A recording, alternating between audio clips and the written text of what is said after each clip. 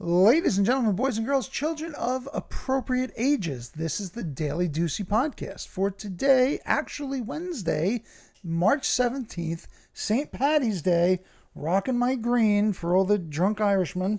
I think we do actually have some beer, so I guess that is the Irish tradition, is to use a day of the week and make it a holiday to have an excuse to drink beer during the week and not look like an alcoholic.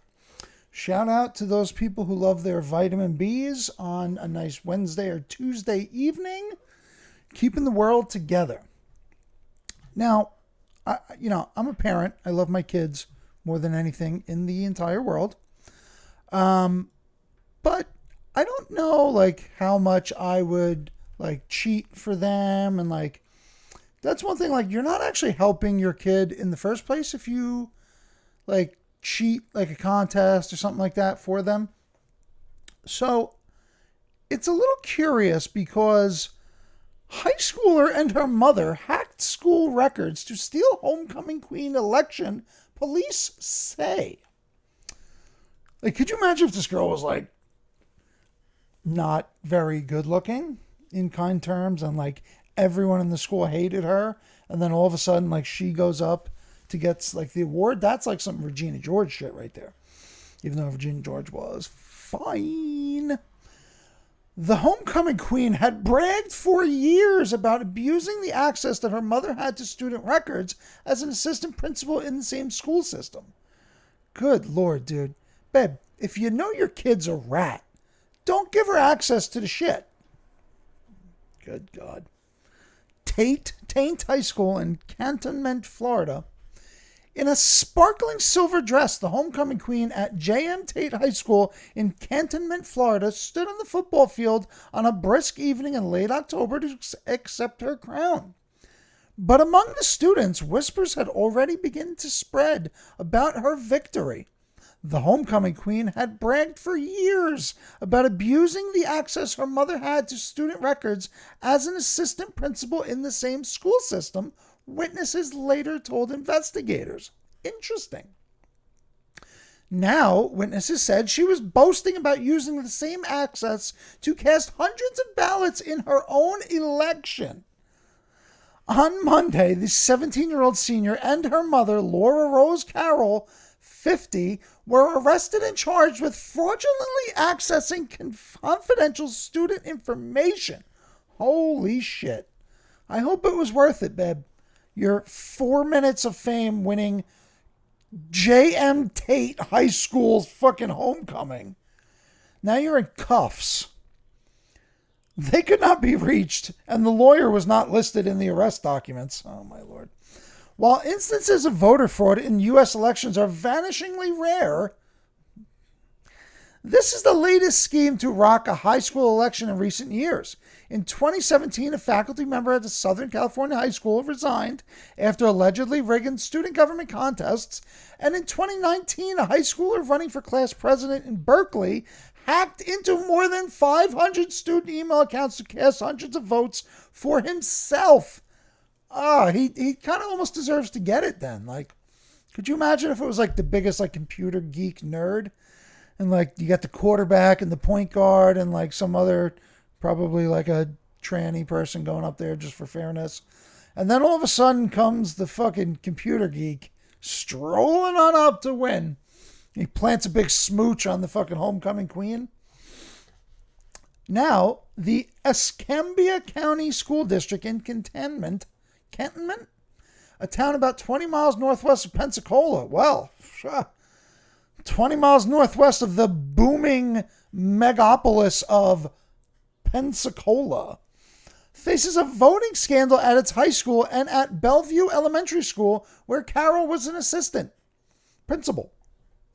The approximately 2,000 students at Tate High School, that's a fucking big school compared to little tiny schools around New Jersey, had almost 2 days, starting October 28th, to vote for the 2020 homecoming court.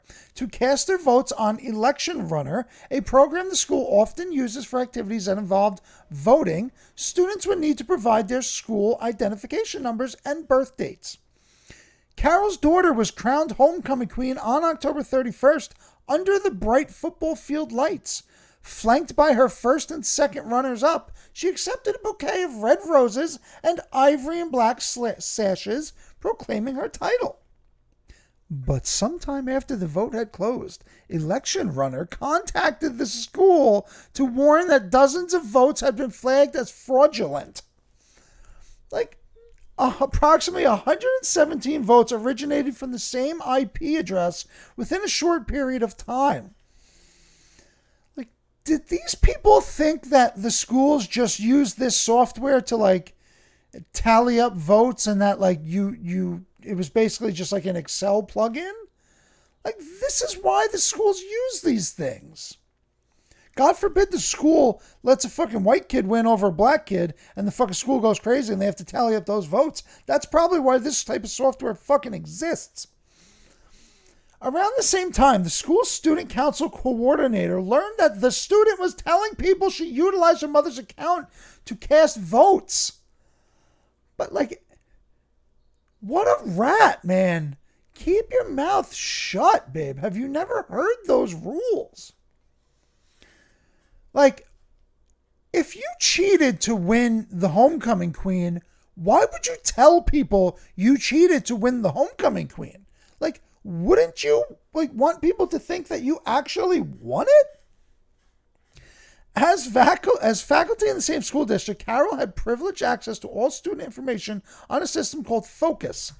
The system houses a wide range of students' private information, grades, medical history, test scores, attendance, disciplinary records, class schedule, birth date, and ID number.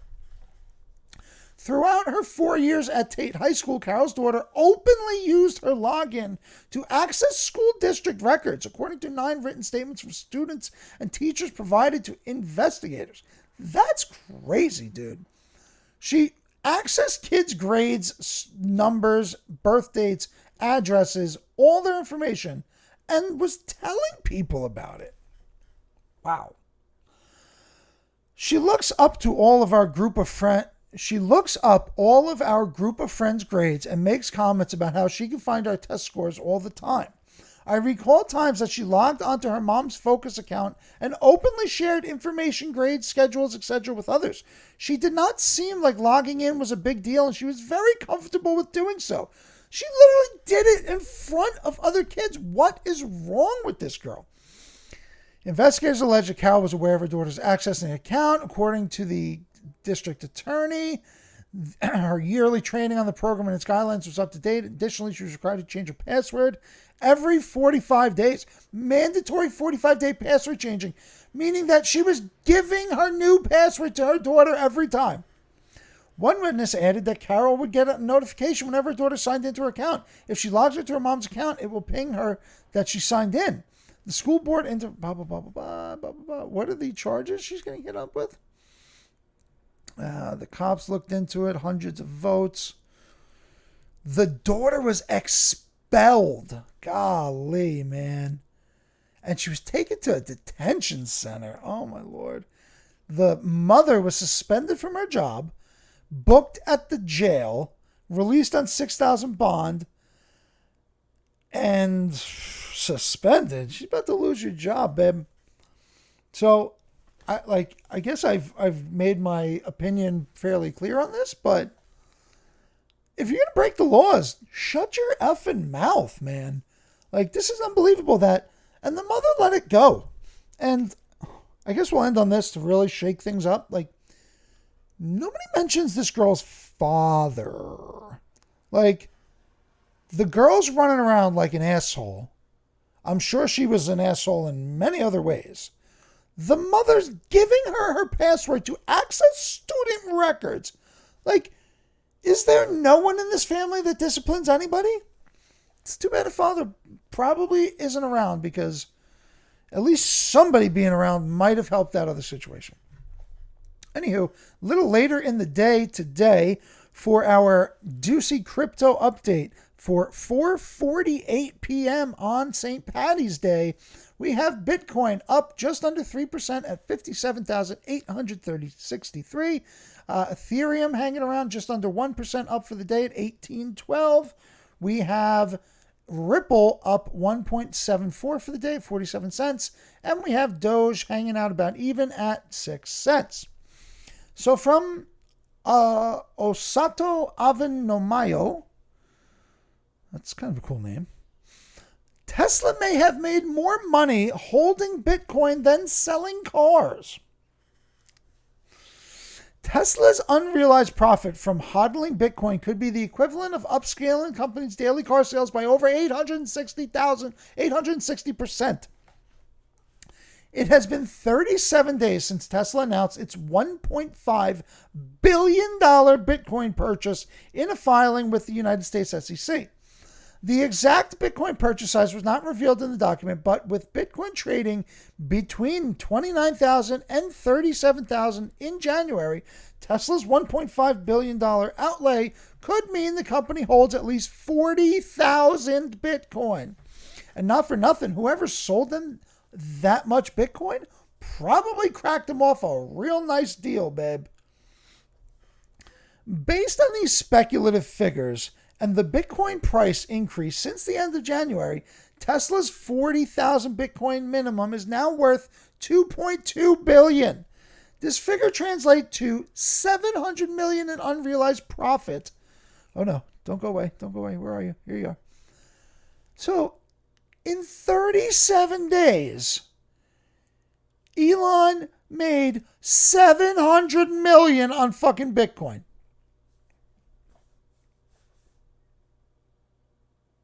$700 million he made on Bitcoin in 37 days. The electronic vehicle manufacturer earned $31.54 billion in revenue from the sale of just under 500,000 cars in 2020 to deliver a profit of $721 million. So in 37 days, he basically made exactly what he made last year on cars.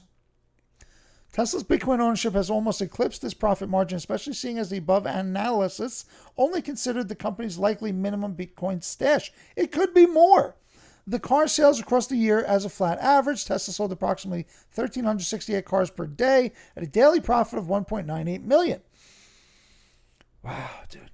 Tesla has made $19 million a day in unrealized profits holding Bitcoin.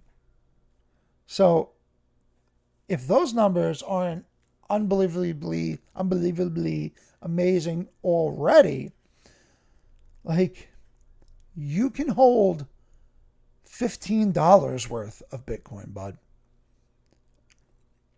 You know, like, so you really need to kind of get up on that. Yeah, it doesn't really matter for me. I guess it does. Like, if more people buy it, the price will go up, and that's good for my coins already. But just the Deucey throwing you a favor section, grab yourself some coins, bros. Okay, so for the local section of the day, Montville joins others seeking investigation into Altice's cable internet service. So I will be fair, I hate Cablevision. I had Cablevision for decades and decades. Even Comcast, which is also another terrible company, was better than Cablevision.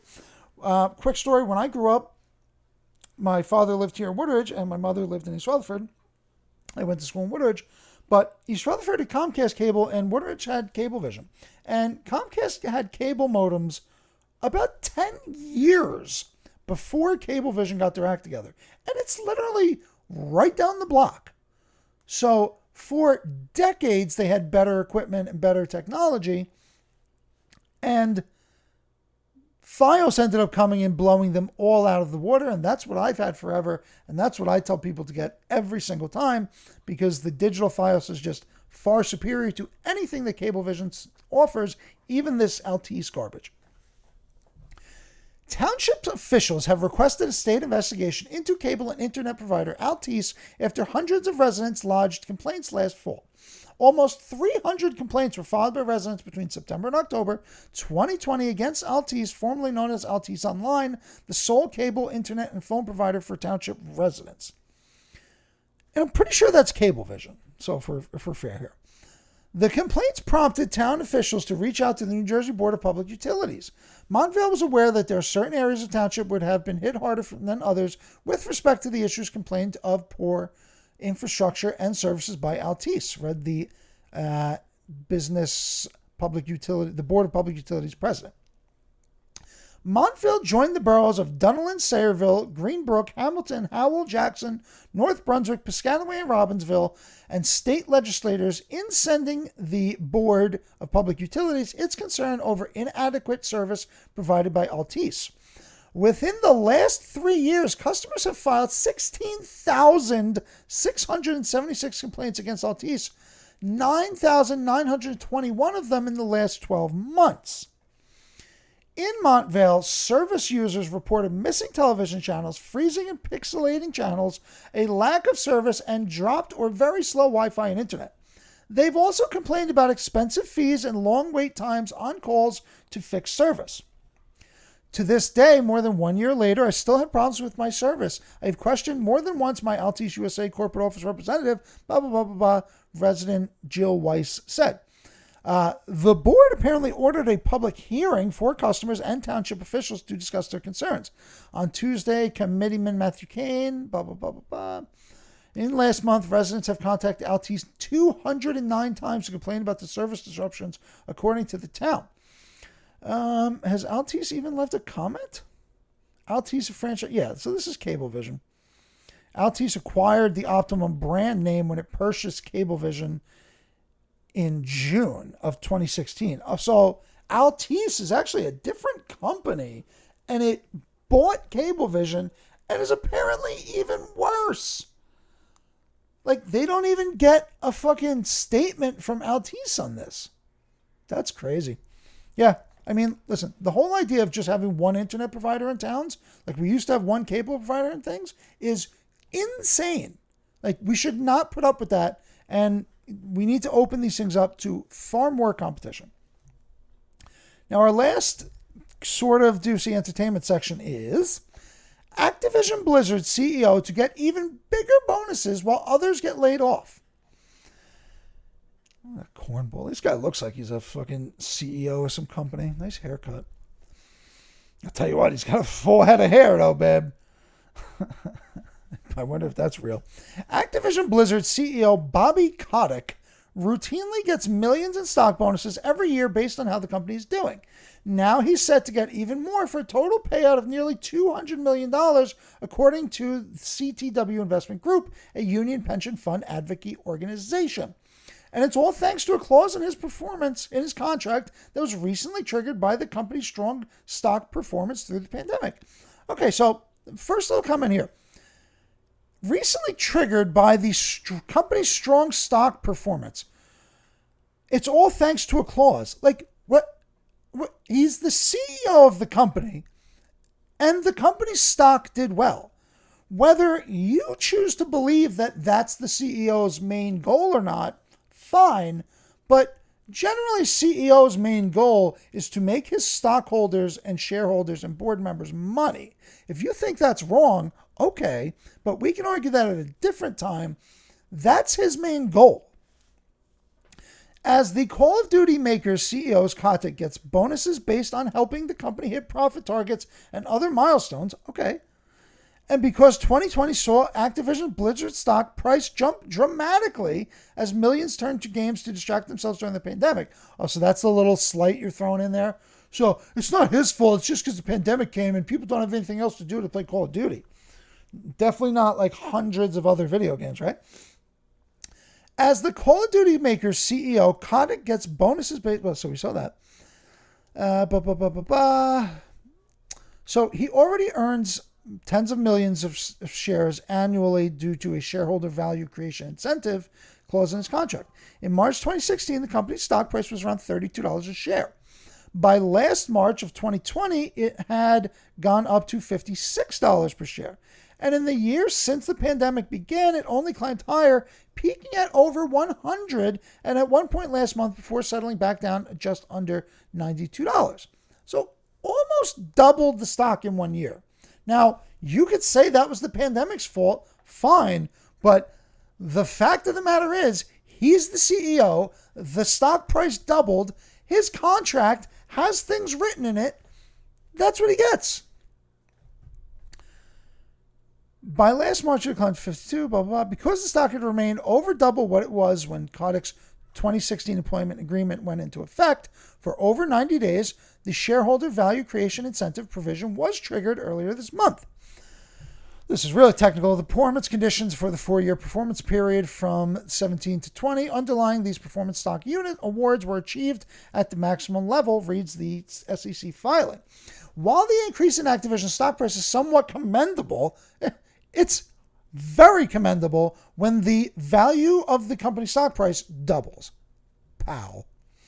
As we stated last year and continue to assert, this achievement alone does not justify such a substantial pay outcome for the CEO. That's between the CEO and the board, bud, the investment group researcher said. In a phone call with Kotaku, he called maximum level payout the C-suite equivalent of running a 6-minute mile and said Activision Blizzard is basically retroactively awarding Kotick gold medals for his past performance based on that doesn't even make sense, dude. They are awarding him rewards that he is contractually obligated to get if he hits statistical numbers. This is the one kind of crazy thing in this whole really super woke thing. Like, they don't even let statistics are now also racist and bigoted and anti-worker.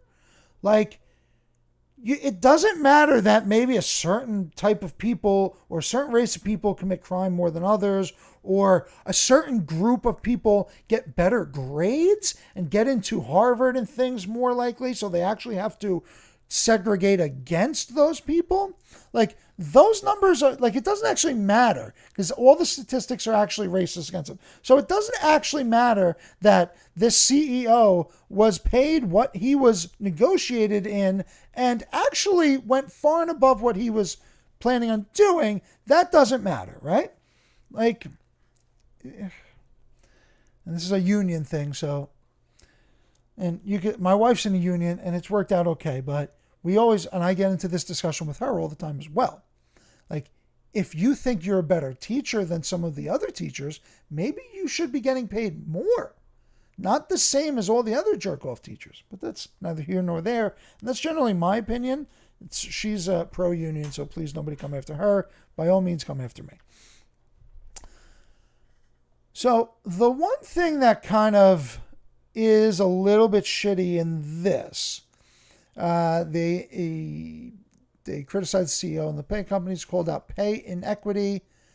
Pay inequity, like, companies can pay people whatever they'd like, dude. If you go to get into a company and you're applying for a certain position, they tell you what that position pays.